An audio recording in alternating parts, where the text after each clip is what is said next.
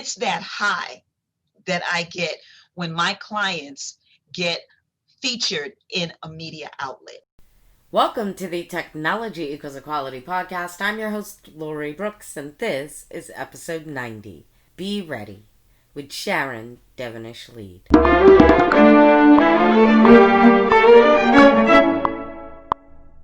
Techie community, welcome back, and thank you so much for joining me here for episode number 90. Be Ready with Sharon, Devonish, Leid.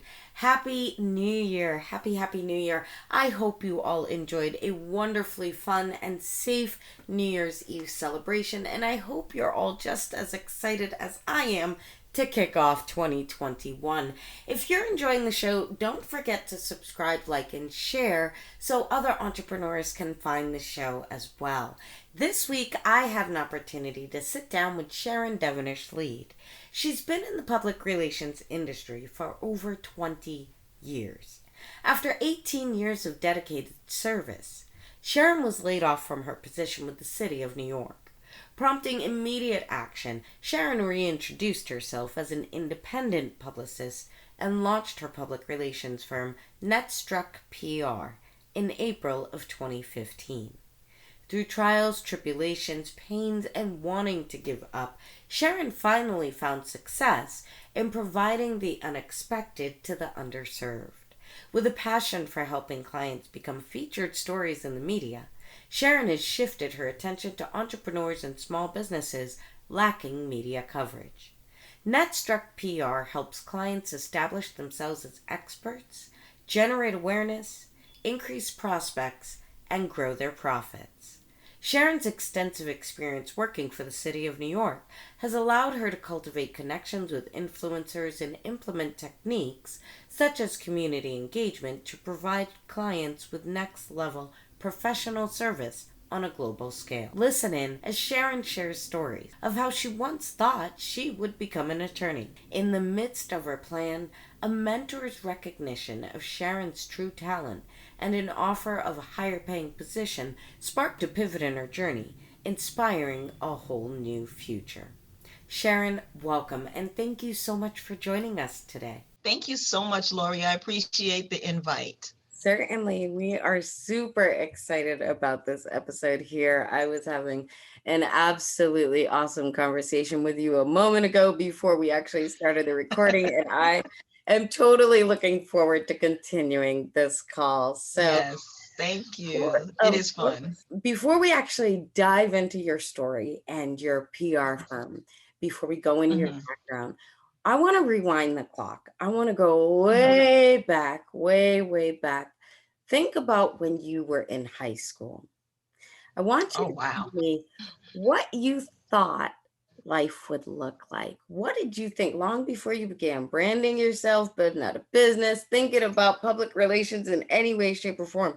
When an older, say an aunt or an uncle would come to you and ask you what it is you're planning to do in life, what did you think life was going to look like? Well, first, I was going to be a lawyer. I was going to be a criminal justice attorney working in the Brooklyn DA's. So I had it all packed out. My mom worked at the DA's office and she got me an internship there. Nice. So I was like, oh, I'm going to be a criminal attorney. I knew judges. I knew, that was my circle. Mm-hmm. And they would just be like, you'll be a great attorney. They mentored me. It was that was my life. I was like, when I graduate, I'm going to go to John Jay College of Criminal Justice, which I did. And I'm going to go and take the LSAT. I'm going to still do my internship at the DA's office. And I'm going to go to St. John's Law School. And it went on for a little while. I'm not going to lie. It went on for a little while until my junior year in college. Mm-hmm. Where I was still going to be going into law and things like that. And then, no, it wasn't my junior year in college. It was my senior year in college. I, life took on its own, world. And I got pregnant, got married, bought a house, everything in 1 year. Wow. And graduated from college. Wow. In 1 year. So my thought process of, okay, where am I going to be in the next couple of years changed from high school. I was still a paralegal. still looking to go to law, but things kind of had to move slowly because I had a family now and stuff like that. And, went in the DA's office, left the DA's office, then went to the U.S. Attorney's office. So I still stayed I was still there.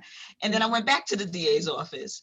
And someone came, I know, it was crazy. It was crazy. And one of the executives came to me and asked me if I wanted to work in the community relations, public relations department. Mm-hmm. And I said, what does that entail? I don't know what that means. Now I'm still young. I was like, I don't know what that means. And he was like, I think you would be really good at this. It's a people's person type of position. You got to talk about the programs of the office. You got to meet people. You got to create relationships. And you have that type of personality. He said, you just love helping people. I always see you helping and, doing whatever. So I said, okay, sure, no problem. I said, is it more money? And he said, absolutely. I was like, you got me. I was like, can I still go to law school? Yeah. He was like, absolutely. We will still mentor you so you could go to law school. Well, long story short, my first year in community relations, public relations at the DA's office turned to being a very passionate thing that I loved, that I did not realize that it was my life, that I did not realize I was going to take this on to be a career and a passion, a love for me to just help people get information and just get to that next step. So I changed my thought process, changed my mindset, changed everything, and said that I was going to, be an administrator in, community engagement, public relations. And that was where it started at the DA's office. From then on, it Plymouth to a couple of other things, which you'll find out later on in the interview. But that's how I saw myself. It doesn't really matter where you start, what your original thought process was, how much you invested in your initial dream or goal. There's never a wrong time to make that pivot. When you see that life has made a change, or you recognize that you want to make that change, that's the time to do it. There's no right or wrong. And you know your timing. Exactly. You know your timing. Absolutely. Yes. Instinct. You got to follow your gut. You've now founded your own PR firm.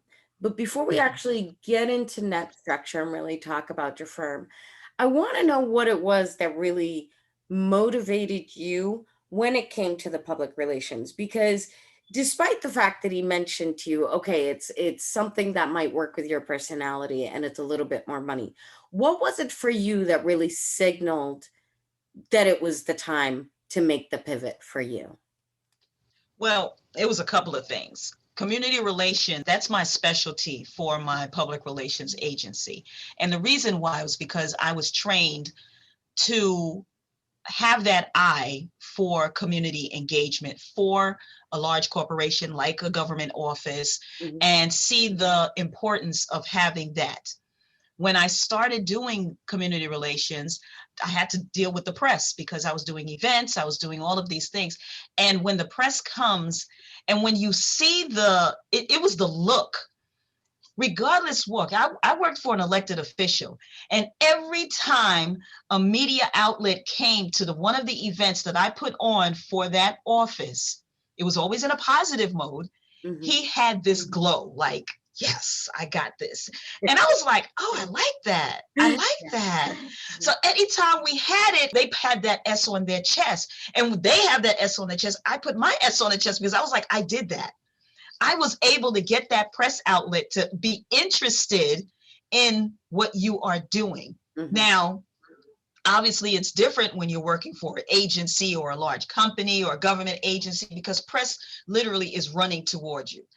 And so it was a complete different mindset, thought process, reintroduction. And I didn't leave on my own. I'll be honest with you. It was an election. DA that I worked for lost. The new DA came in and he laid me off. But I was there for so long doing the same thing, loving it. I was like, I'm not going to go pitch for myself to go and do something different. So start my own PR firm. And it took me about a year. Because I had to find myself. I was like, okay, I'm marketing my husband's IT company. And I was sitting there watching my husband's text remote into our client's computer fixing it. But I was sitting there talking to my clients about PR, marketing, what are they doing, to the point where one of our clients, I did a full grand opening, ribbon cutting with press, elected officials, citations, the works for free. Wow. For free. But I loved it. I loved it. He was on cloud nine. It's that high that I get when my clients get featured in a media outlet, just for them to tell their story.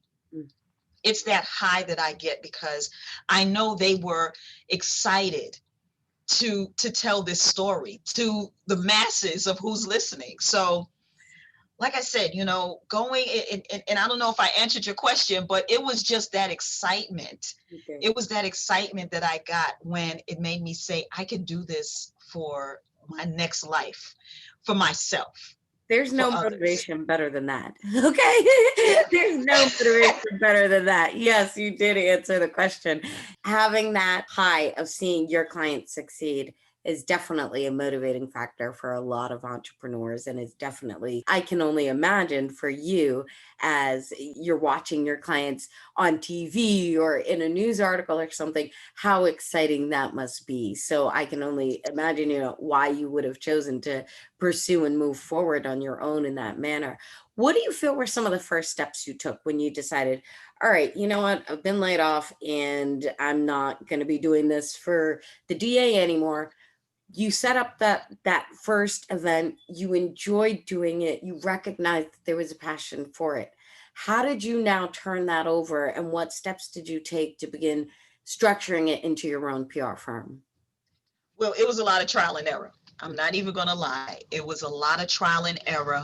I didn't go to school for public relations. This literally was experience wise and connections. And like I said, trial and error. I started taking courses. I started going to conferences.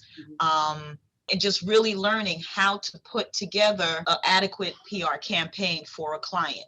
Now, again, it was trial and error.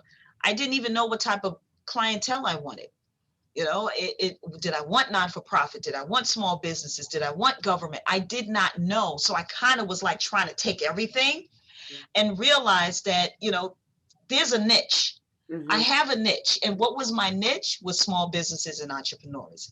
And I realized that a year later, when I officially went into the official of launching Netstruck PR in April of 2015, that I was going to focus on small businesses and entrepreneurs. And it was, again, the workshops. It was the trial and error with the other clients, and really just working out to see what did I like and what I didn't like. Putting that structure together, putting that campaign, putting those things in line that I needed to have that checkpoint. And again, that checkpoint adds on and deletes as we go along with each client, even to this day. It was that where I had to, one, the experience and realize what I wanted to do and how I really could be a benefit to a client with the skills that I had. You had to feel it out and start really taking the steps to understand what worked for you, what felt right for you in your practice. Once you've made the decision to have a practice, you've got to create that plan that surrounds it to figure out what this practice is actually going to be. That's really a huge part of the journey, that trial and error period where we do go through those areas. Because much like myself and every other podcaster on the planet, there was no podcasting certification. Yes, there are definitely podcasters out there now who have developed courses on how to create a podcast. But prior to, there were no courses. And we all had those trial and error moments for ourselves. Definitely.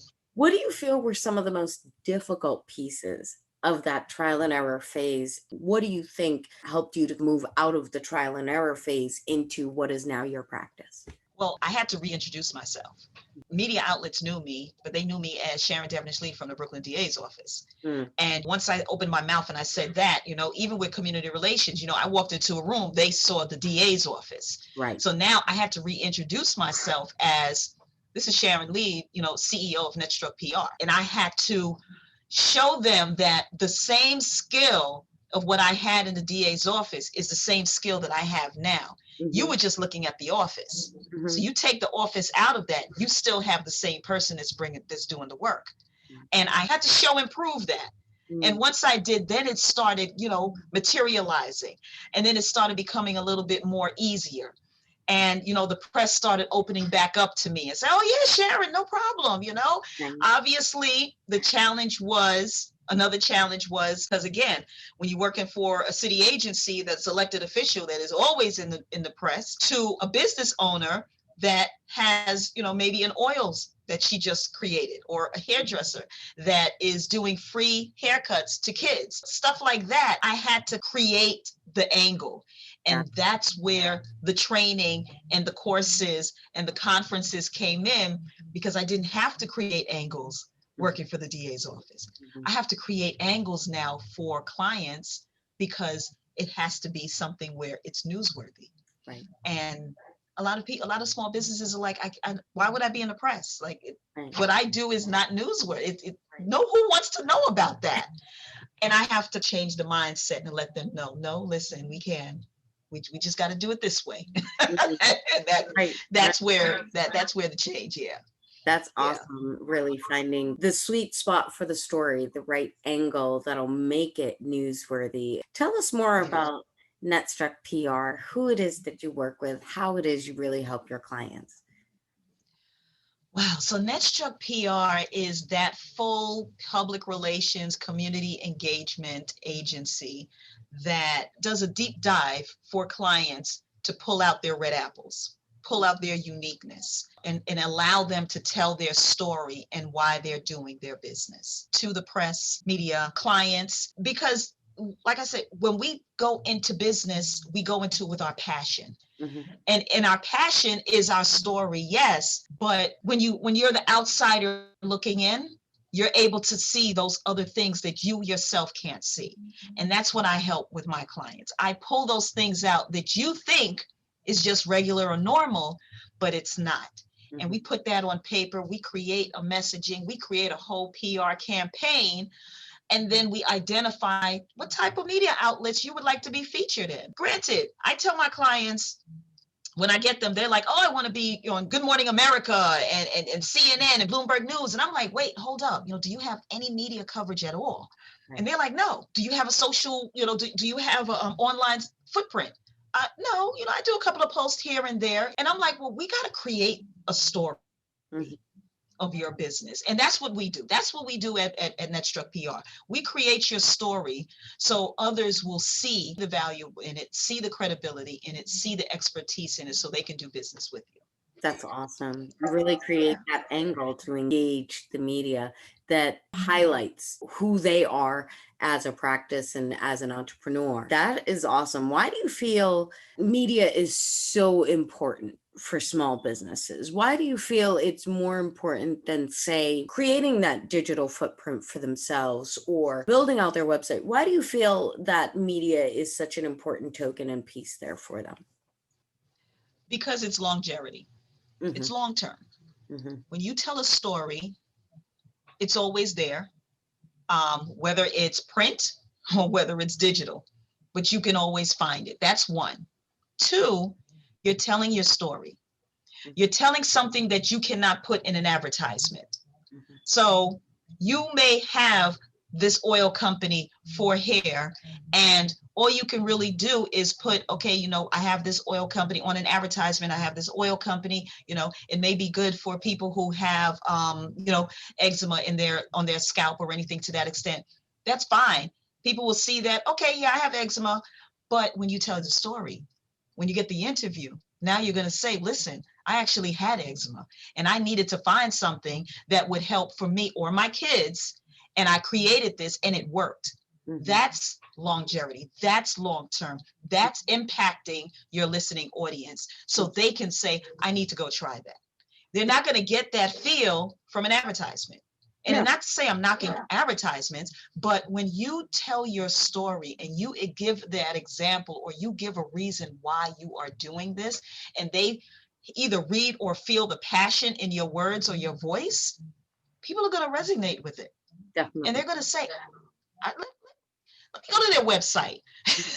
let me, and then not on top of that, the credibility. Media does not do interviews with businesses or people unless they actually do their research. Mm-hmm.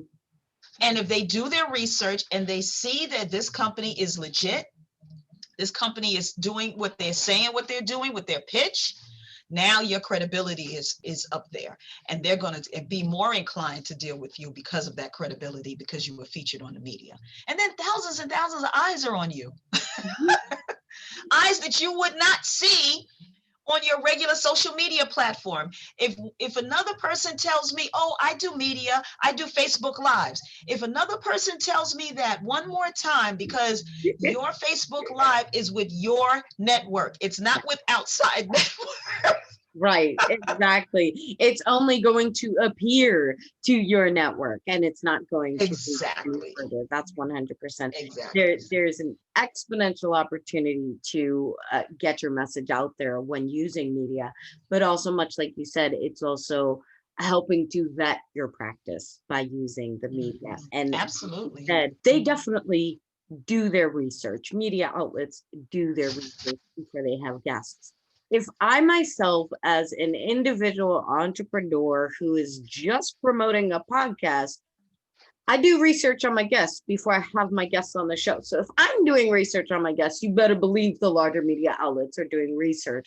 And without the digital footprint behind you, I can only imagine how difficult it would be. Absolutely. Yeah. Yeah. I mean, just like what you said with your platform, any media, Mhm. I don't knock any media. Clients say, oh, I want to be on this. How many people are viewing it? Listen, do you have any media footprint at all? Like, be happy Yeah. with what you are getting offered right now, because you don't have the media. This platform is giving you an opportunity to be on their platform. Mhm. Be appreciative. Take it and let's run with it, because here's two things what's going to happen. Even if it's a smaller platform, that business person is being featured on there is going to share it. It's building up the platform for that media outlet. So now both of you are growing. When this media outlet gets big, don't you think they're going to come back to you and say, hey, I remember you when I was small. I want to bring you on because I have these, tens and thousands of followers on my show. I want you to come back on. You have to look at it that there's no media too small. Now, I would say every opportunity that you get, make sure it fits your brand. Don't just take any type of opportunity. If you're a caterer and you do food for people, and this media outlet only deals with animals, that's not a good opportunity for you. And I say that because that happened. That happened to me. I had a caterer come to me, and I asked her, I said, did you have any, media outlets features? And she said, yeah, I was featured on this podcast, and I was like, oh, what's the name of the podcast? And she told me, and I was like, does the podcast deal with animals or humans? Or she was like, I didn't know until after, but I figured that, I was being interviewed.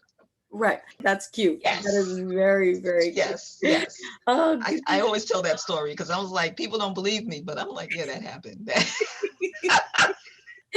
Oh, goodness, Sharon. Can you share any tips with the audience? I mean, you've already shared a wealth of wisdom, but do you have anything in particular that you would like to let the audience know you feel is important for them to understand, whether it be about media coverage, best practices, things of that sort? First of all, have a strong online footprint. Mm-hmm. And that's talking about your social media. That's talking about your website. Mm-hmm. Make sure your messaging that you're talking about is consistent on all platforms. If you are going to pitch about something and it has nothing to do with what you have been talking about or, putting on your social media, they're not going to continue to pursue you. Mm-hmm. So make sure you're consistent. Make sure that you're concise. Make sure that you have clarity. And not only that, be ready. If you're going to decide to pitch, be ready. Be ready for that interview. Be ready to make sure that you answer the questions of what they're going to ask. there's nothing wrong with you getting questions in advance or Mhm. asking, can I give my talking points? So you're well versed in terms of that. Not only that, know your industry. If your industry has some dicey stuff going on, but your brand is not, they may bring that up. Mhm. How do you see yourself different from what's going on with the other businesses within your industry? How do you shine? Mhm. And know your red apples, know your uniqueness. That's where it comes up with the know your industry. Yes. So you follow those things and you construct a very short but tight pitch that relates to what they're talking about. You're on the right track. You're definitely on the right track. I'm not going to say each time you're going to get, you're going to get a home run and they're going to pick you up, but if you are pitching to them with information that they already are familiar with, or they find it newsworthy, Mhm. do your research and and see how you can connect with their trends. Mhm. Another Yeah. thing I want to talk about Mhm. is when you are pitching, you stay within the current times of the trend. So right now it's COVID, it's still the election, Mhm. it's still racial injustice, Mhm. mental health. If your business falls within any one of those things, and now it's the holidays, see if you can carve your angles around that. Mhm. See if your business solves a problem, that's newsworthy. If your business can cure COVID, then you're going to be a gazillionaire. Like, I mean, you will get picked up from every single media outlet possible. But there's other things. There's other things that you can do that you can show that your business can actually solve a problem. And then awareness.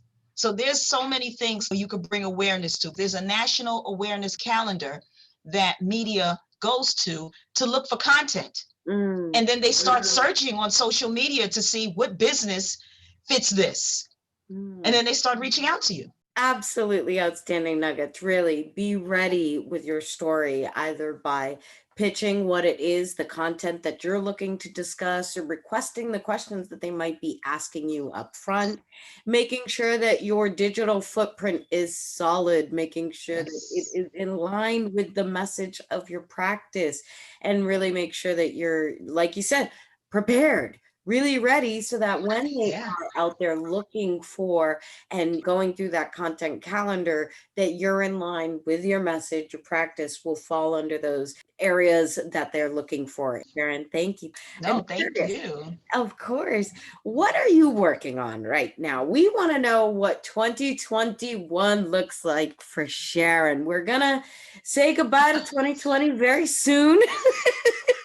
And I'm sure Yes. there were, Yes. there's a silver lining in this year. There's been a lot of changes and craziness, but what do you feel you're looking forward to in the coming new year? What projects or goals do you have coming up? Well, I'm actually working on a couple. So one is I should be finishing my book. Woohoo! My book should be launching in mid-January, and it is going to be a do-it-yourself public relations book for small businesses and entrepreneurs. And I did that because a lot of people, one, cannot afford a publicist, and it is a lot of work. It is a lot of work. However, there are some do-it-yourself things like just what I just talked about in the interview. I put those do-it-yourself things in my book. And if you don't have an opportunity to take advantage of a done for you, you can go through these tips. You can read it and you can go through and apply it. So that's one. So that's my book that I'm launching. Another thing is that I'm launching is I'm going to be doing more workshops for mastermind classes for entrepreneurs that wants to be that publicist for their business. Nice. And it's a 9-week mastermind class, and I want to do at least throughout the year, I want to do at least maybe 4 or 5, Hmm. because it's very important. A lot of businesses feel that they're not newsworthy, and we got to change that mindset. So I'm going to be doing mastermind classes for entrepreneurs and small businesses. My book is coming out, and I'm going to be doing a lot of more speaking engagement. My plate is full, Yeah. which I'm happy about. And I didn't even mention I have a women's business organization called Ladies of Third Thursday, and we meet every third Thursday. And what I'm doing is I'm expanding it. I'm expanding it to bring partners on so we can provide more resources and more opportunities for women in business so they are not left out of the opportunities for them to grow economically, socially, and also spiritually. I'm busy. 2021 sounds like you have your plate completely full. I am super excited for you. I am hoping Thank that you you. will be sure to share with us a link to the book so that all of our listeners can go ahead and grab a copy when that is out. And then also a link we will make sure is on the show notes page to your mastermind group that is coming up in February. So definitely be sure to share those with us so we can share those with the audience, and I'll include those on the show notes page for the listeners. The show is really designed to help entrepreneurs come up with ideas for a business in an industry that they may not be thinking of.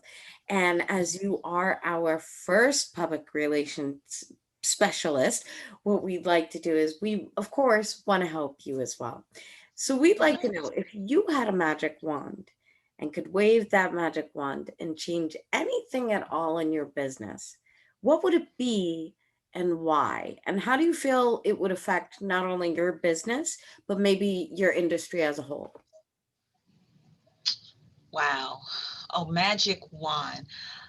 That wand would be, if I had that magic wand, it would be to allow publicists like myself who deals with small businesses and entrepreneurs to have media outlets, the executive producers, everybody to just open up Mm, and just see the value of what we're pitching. A publicist doesn't pitch crap. we don't. If we take on a client, that means we really believe in this service and what they're doing. mm. And so that wand would be that, once I wave it and I pitch it, they're like, okay, Sharon, yeah, let me bring your client on.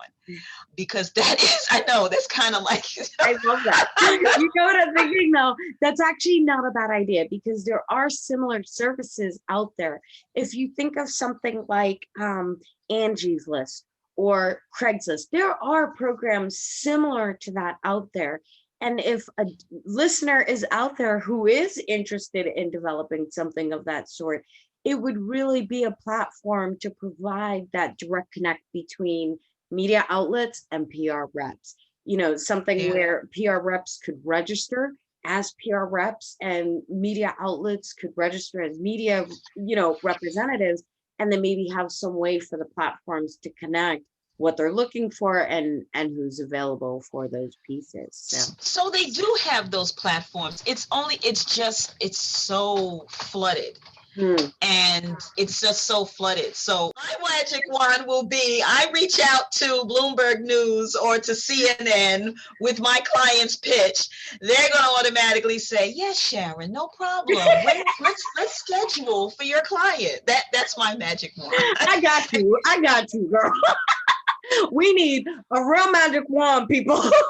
Listen, techie community, I've had you guys working on the time machine for years. Now get on it with the magic wand because we need a real one. So exactly. So I know that sounds kind of selfish, but I take very big pride in the people, I love it. businesses that I work with, and my clients that I work with, and I want them to shine. And sometimes it's a hustle. It's a straight hustle to get them featured. And that's why I appreciate your platform because your platform is I've heard your guests, and it's informative, it's interesting, it's something that clients would love to be featured on because it shows value. And if media outlets would be just like that and just be like, oh yeah, sure, no problem, it's the magic wand.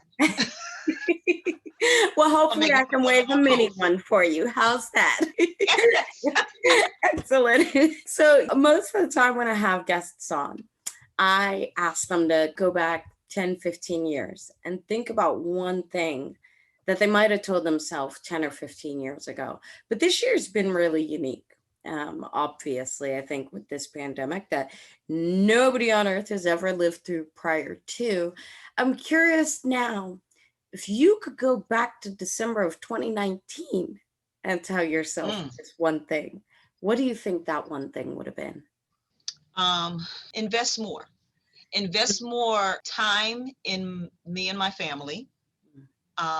Invest more in building my business and not taking things for granted. And I did that. I did that. And in 2020 put me in that different mindset to invest more with my family because life is too short. Invest in my business. I took a coach on. I took a couple of coaches on, and it put me in a position with my business that it took me longer. That had I done this before, I would be much further. So that's what I would tell myself, that, don't be scared, invest, it would pay off.